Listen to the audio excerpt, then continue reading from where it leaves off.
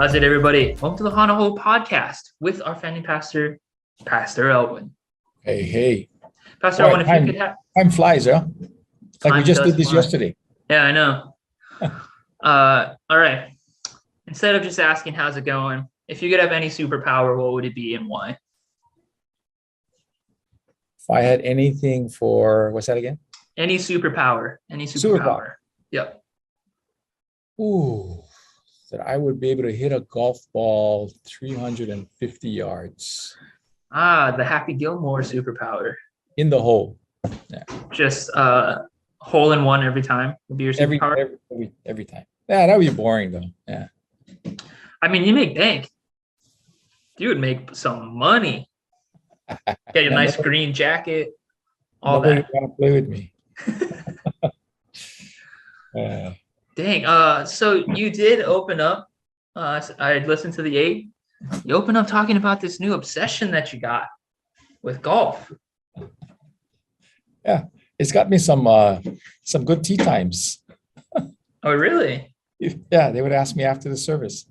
Oh, so you're available? Yeah. Oh, sure. Yeah. Oh, you're available on this day? Oh, yeah. Okay.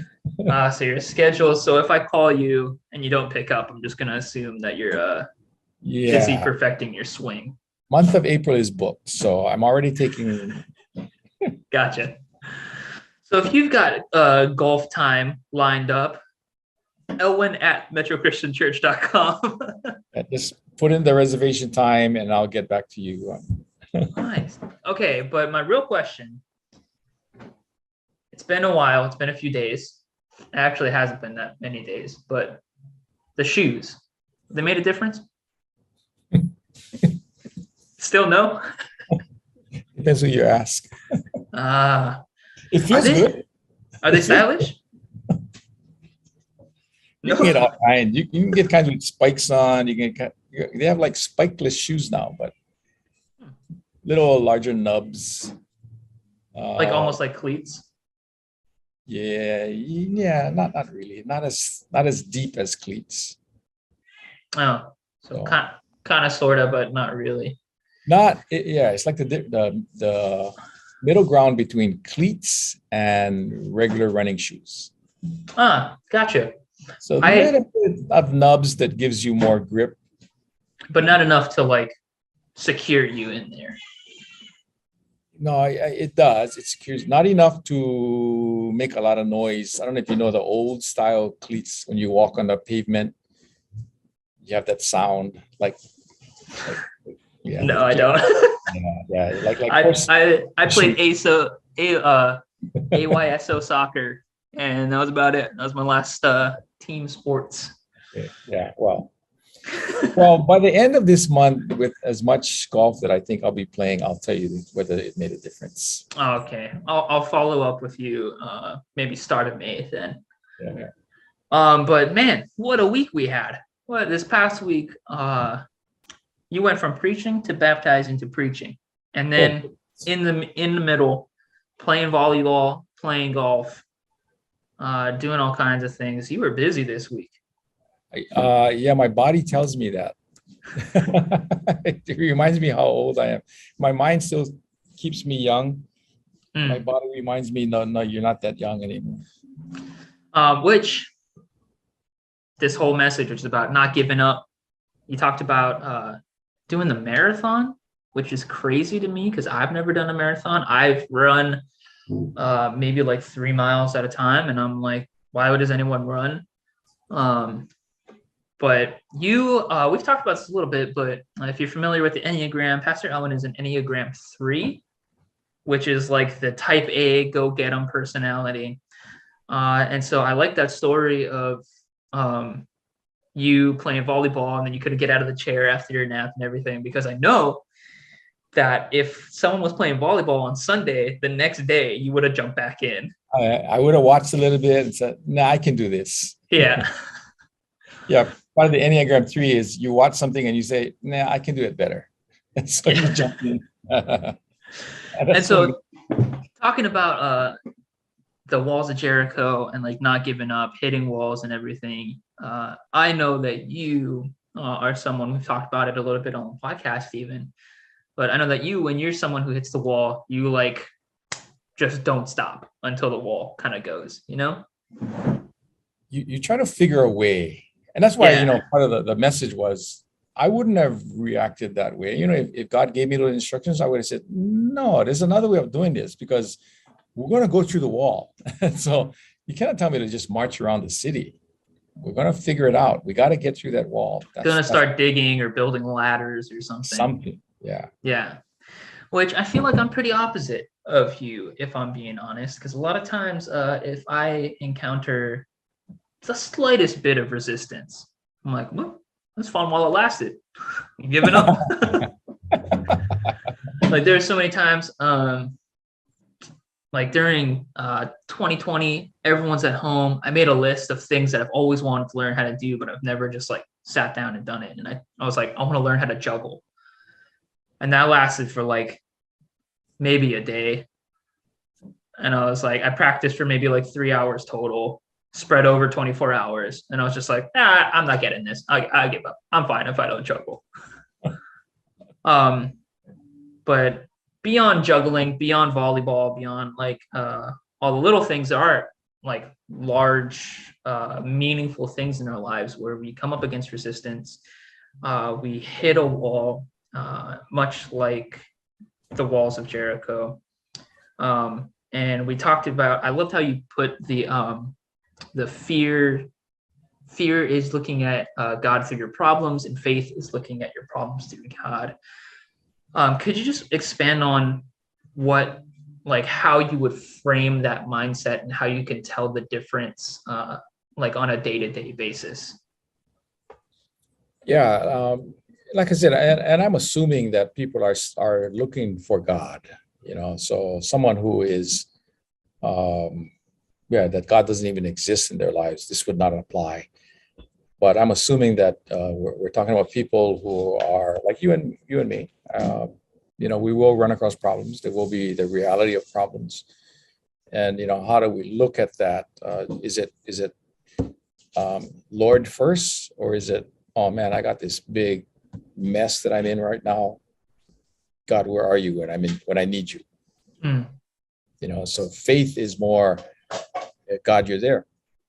Okay, we got to deal with this mess. We got to deal with this wall. There's this thing that has to happen. But Lord, I know you're there. Versus, man, we got this mess. My marriage is messed up. I don't know what I did wrong. God, where are you in my mess? Now we're looking for God through the mess. And that's more fear. You're not seeing that God is there. Faith is, God is there. He's right there.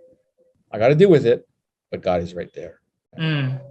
And I think less in like the sense of maybe like toxic positivity of like when there are real legitimate things going on, like problems, not like ignoring them and pretending that everything's fine or like forcing yourself to be positive, but having the dual reality of, yes, this is a genuine problem, but also God is with me, and like God is going to work this opportunity. There's opportunities within this for good to come out of it.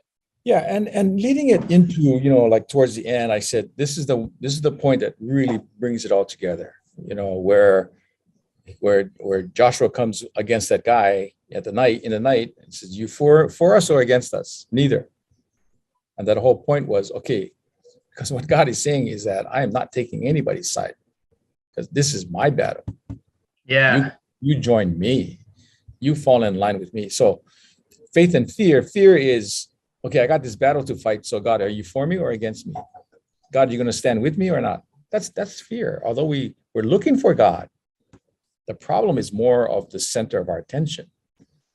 Faith is where we recognize that the man that Joshua saw was really God.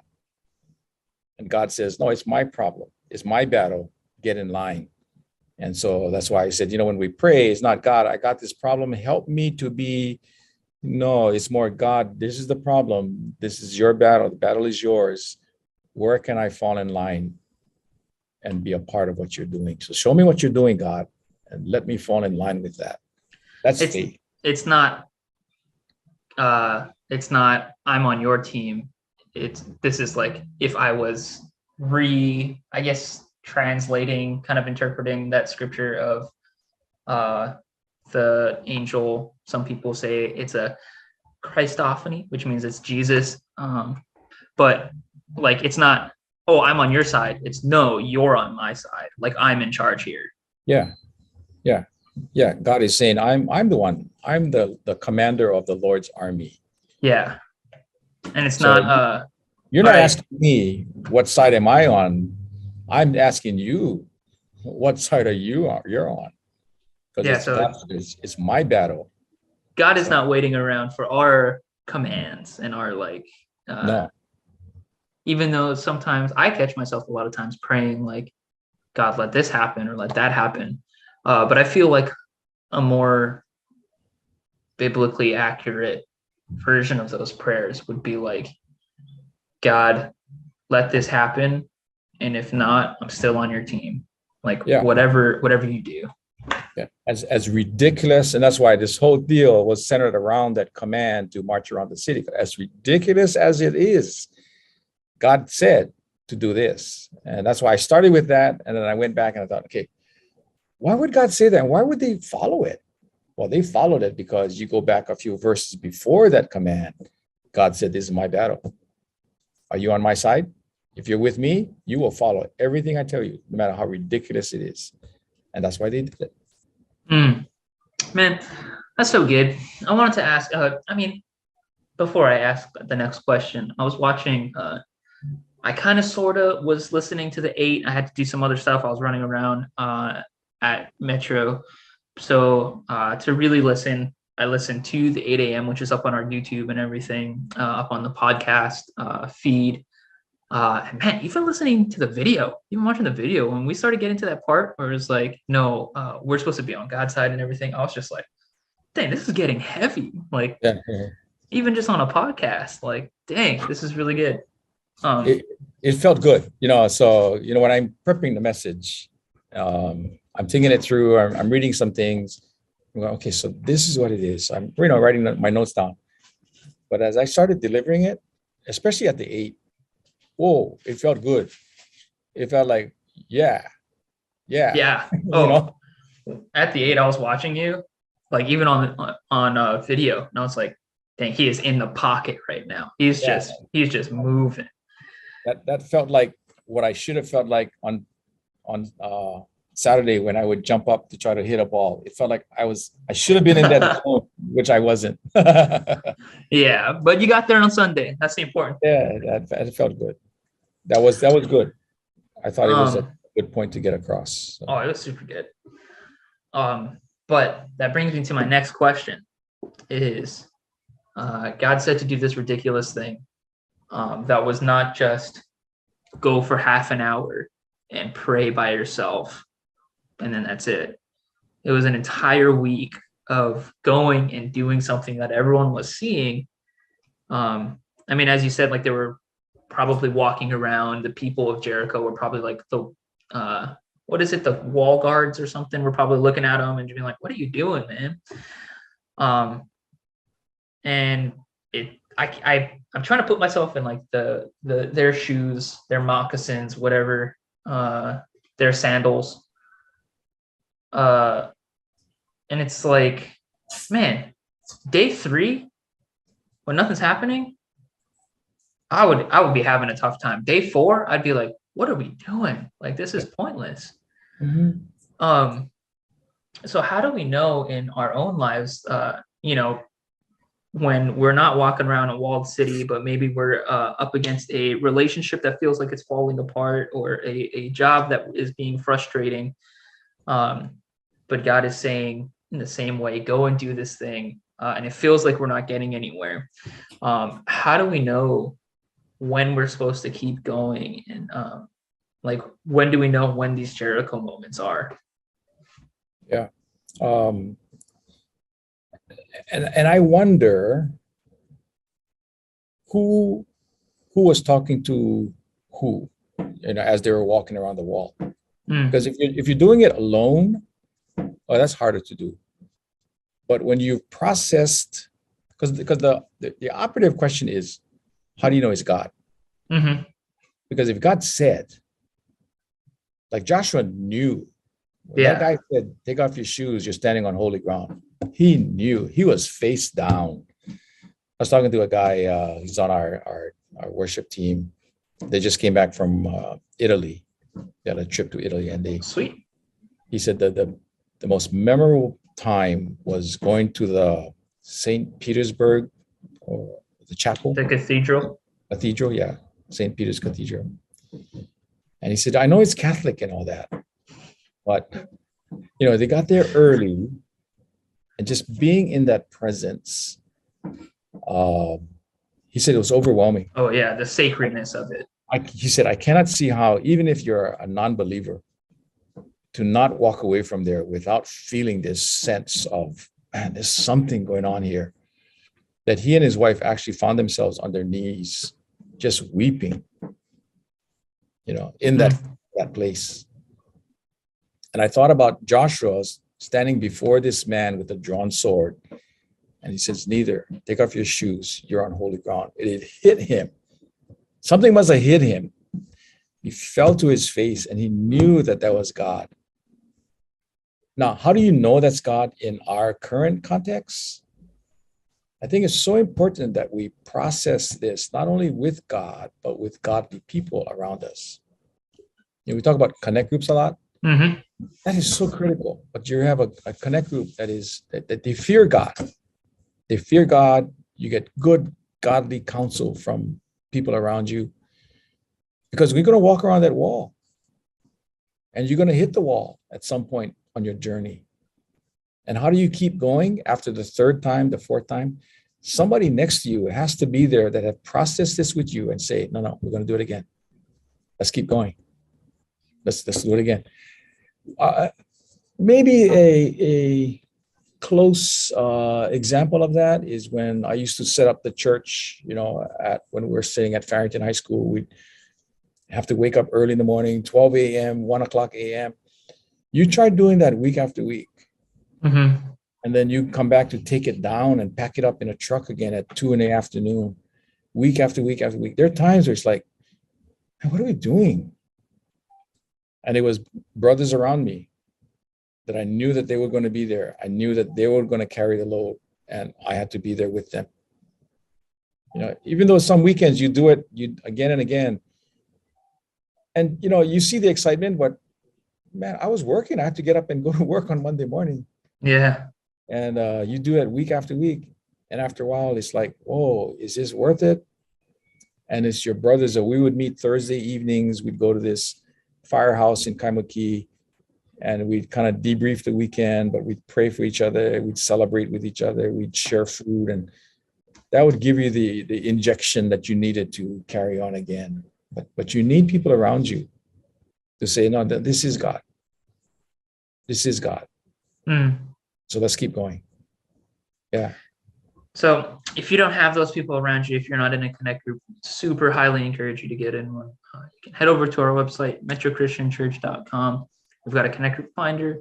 You just scroll to the bottom. There's a little thing that says connect group. Click on that. And we want to get you plugged in with the group that's going to be there for you in those moments when you're like, what am I doing? Why am I still walking around this city and everything? Yeah. Okay, here is the crux of one of the thoughts that I wanted to ask you about and pick your brain about with this message. You said this line that I think is just like, man, one of those things where you could cut that and make that like a catchphrase, not a catchphrase, but like one of those images where there's the quote on the picture posted on Instagram. Or you said like, if you don't do something, like if you don't act, that's not that's not spiritual action, that's spiritual procrastination. Oh, Something to that effect. Yeah. It's not walking by faith, it's stalling by faith. Yeah. I was like, man, ooh, that hit. Because there's so many times in my own life where it's like, I'll pray about it. And I'm like, I'm still going to pray about it. And I know that like, I just am not being proactive about anything, And so I feel like that can hit a lot of people. But it recalled I think a few weeks ago, it was uh, the message of waiting. I'm trying to recall the exact thing, but I'm just gonna this is just off the cuff. And it was about waiting before you go a few weeks ago. Um, and how about sometimes the first step is to wait. That active uh the active waiting where you're not just doing nothing, but you're saying, okay, I'm sitting here and I'm waiting for God. And so I was like, in kind of feeling this tension Mm. of like, okay, I understand you got to act. Like, even though, as you said, we're on God's side, the battle is the Lord's, we're going to hand it over. It's not, okay, God, here's all my problems. I'm not going to do anything. I'm going to go play Animal Crossing for 6 hours and let me know when you're done. But there is that sense of you have to wait and like let God do his thing before you start acting, before you start like doing your own thing. How do you feel that tension? How do you make that choice of when it's time, when you're waiting because God is telling you to wait, and when you're waiting because it's spiritual procrastination? Yeah. I think it goes to the reason why you're waiting. So if you're waiting because the Lord is saying, not now, you got to wait. Because there were reasons, I think in that message, there are reasons why they had to wait before they went, before they Mm-hmm. pursued. In this message, I said, and I use that quote from, I think it's Ray Pritchard. He said, faith is belief and unbelief, and then acting on the belief part. So if we're waiting because we're waiting for everything to be perfect before we move forward, that's not faith. I have faith in God. Yeah. I believe in God. Yeah. But I don't know if it's worth it to go right now because it might not work. Then you're waiting for everything to be perfect, and you're not going to have 100% perfect. So in every decision, and I said the reality of life is that we always have unbelief. We always have doubts. Nobody's going to be, our humanness is filled with that. That's just our fleshly part battling against the spiritual part. And so faith is when you recognize that you believe, okay, I believe that the doctor can help me, the example I use. I believe the doctor can help me. I also know it's not guaranteed that everything he tells me is going to heal me completely. But I go anyway because I'm going to act on the part that I believe in, I believe the doctor can help me with something. And so when God is giving them the instruction of marching around the city, I got some doubts about that. But I also believe that it came from a God who said, I'm the commander of the Lord's army and the battle is mine. Mm. So I'm going to act on that. So when it's time to march, I'm going to march. And even though on the 6th day, I've gone 6 times and nothing has happened, I'm going to go on the 7th day. I may have some doubts, but I'm going to act on the belief part. So that was the whole point of that. But there are times where the Lord will say, no, not right now. You wait. Circumcise the men. You got to wait. That didn't make sense. But so we can talk about that one again. Yeah, I got time. This is gonna be the first hour-long Hana. Yeah, but that was the whole point behind it. So it's the reason why you're waiting. If you're waiting because, I don't know yet. I don't know if I should go to marriage counseling right now because it might not work, wasting my time. Then that's stalling. That's not walking by faith. That's stalling by faith. Yeah. And that's kind of encouraging, kind of challenging, because there is that sense of like, man, I think it really just pushes us back to the spiritual disciplines of like reading scripture, of praying, of journaling, of going to quiet places to hear God's voice, and not like just running them hard or not running at all, and just expecting everything to work out, but to like regularly go, okay, God, am I going? Am I waiting? You're the commander. So what's the commands, Yeah. And sometimes we do it without, I say this, kind of like in the natural world, we do that with some things too. We're not really quite sure, but we're going to go anyway. Because there's just a sense. Yeah, we say that inner sense, that gut feeling that we got to go.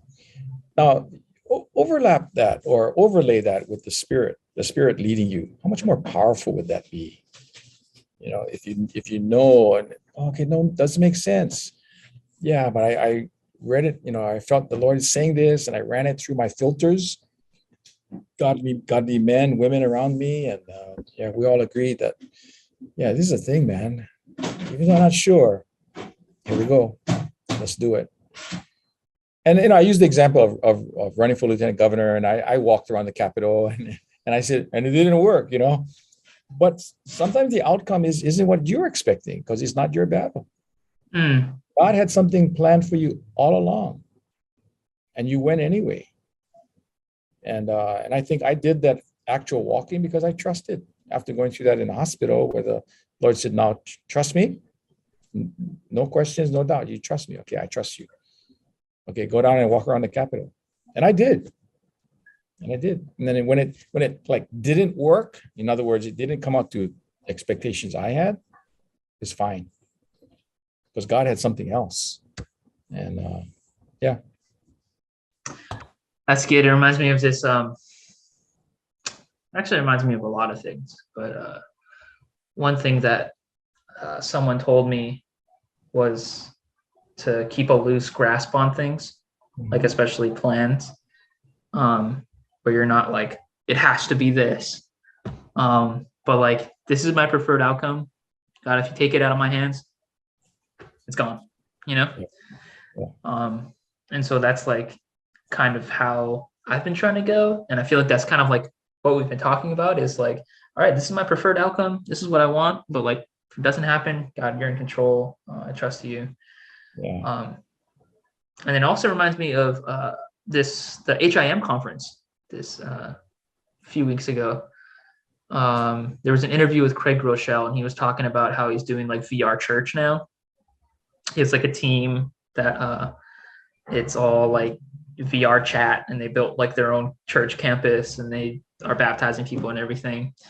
And they asked, what do you do like with the people who are saying that's not real church, or like that's a waste of time and everything? He said, I'm just gonna err on the side of doing something for Jesus.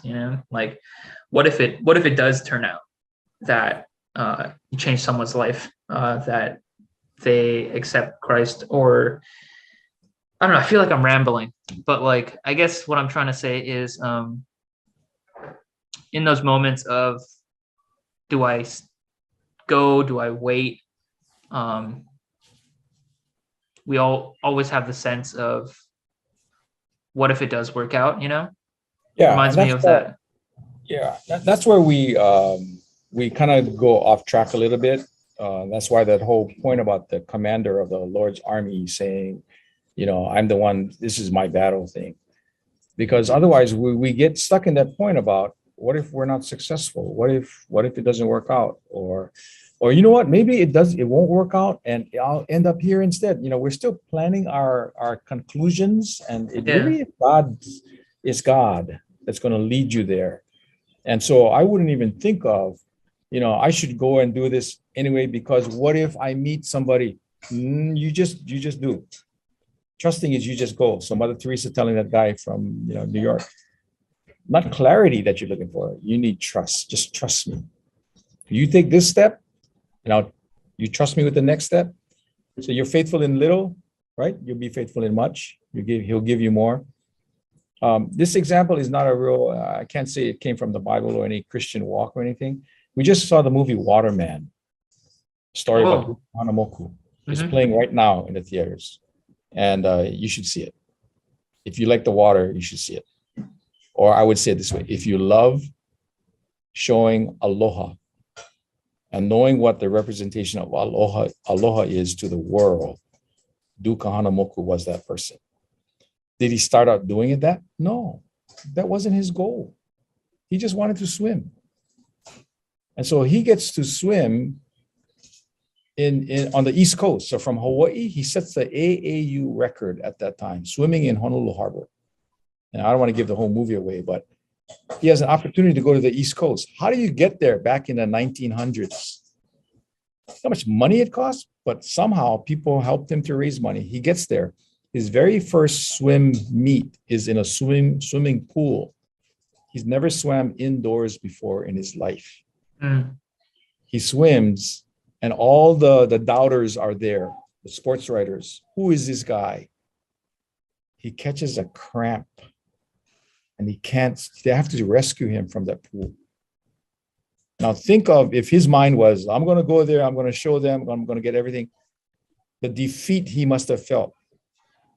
But what happened was, because of that event, he met a person who was a coach, I think the University of Pennsylvania team or something, that coached him how to swim, how to dive, how to control his breathing, and that put him at top of the world.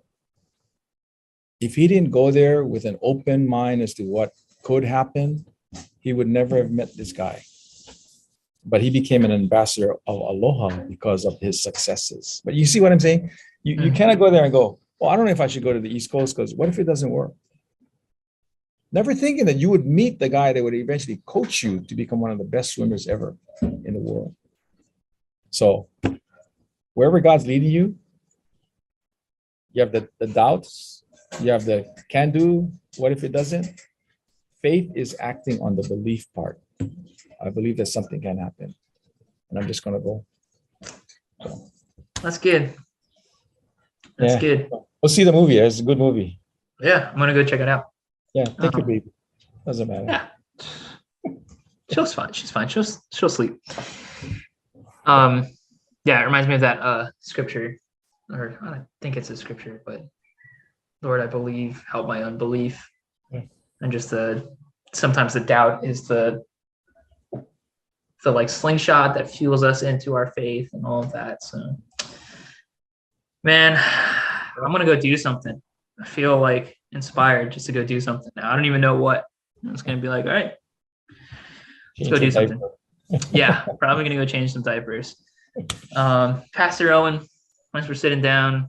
Man, thanks for doing something, like looking back and being like having faith to, let's just start a church. You know? No big deal. Let's just do it. Let's just go. Yeah.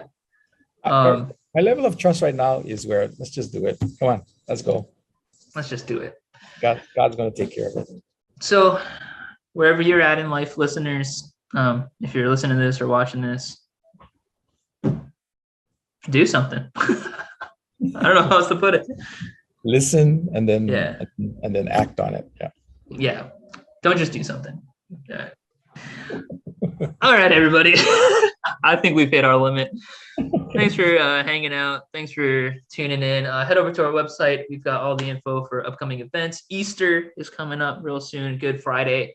You're not going to want to miss out. We got some really cool stuff coming up. And you can also find a connect group on our website. So, all right, everybody. We'll see you on Sunday. We'll see you on Easter online. All our stuff coming up. And next week on the Hana Ho. Cool. Truth. Yes, yeah.